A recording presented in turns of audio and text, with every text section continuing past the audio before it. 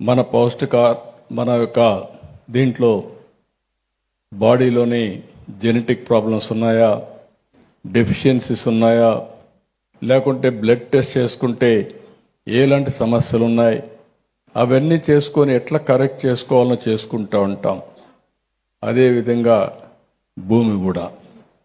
భూమిలో కూడా మీరు ఒకసారి ఆలోచిస్తే ఏదైనా కానీ మైక్రో న్యూట్రియంట్స్ లేనప్పుడు ఆ భూమికి మైక్రో న్యూట్రియంట్స్ వేయడం పోయి మనం ఏం చేస్తున్నాం, ఎరువులు వాడుతున్నాం, మనం కెమికల్ ఫెర్టిలైజర్స్ వాడుతున్నాం.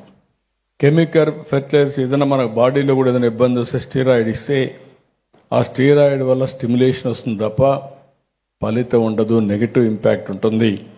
అదే మరిగా పొలాల్లో కూడా కెమికల్ ఫెర్టిలైజర్స్ ఉపయోగించినప్పుడు ఇదే ఫలితాలు ఉంటాయి తప్ప భూసారం పెరగదని చెప్పి కూడా నేను మీకు తెలియజేసుకుంటున్నాను. ఇలాంటివన్నీ కూడా మనకు చాలా సమస్యలు ఉంటాయి. అందుకే నేను ఒకటే చెప్తాను.